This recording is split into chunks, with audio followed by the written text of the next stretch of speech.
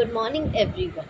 Today, the title of my poem is Rising Against Injustice, Her Voice, Her Fight, and a college hall where dreams would feel.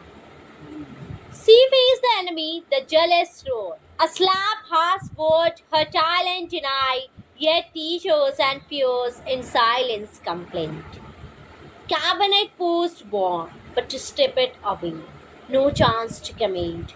They didn't often say. Denied her voice, excluded from all. Even the principal refused her call. Critics and rumors they tried to break, but her spiritual stood strong for justice' sake. Though Bill had harnessed and pushed aside, she fought it for her rights with courage as her guide. Now she stands for every girl whose hopes and dreams they try to hold. No more silence, no more fear. The fight for justice starts right here. Thank you. Thanks for watching.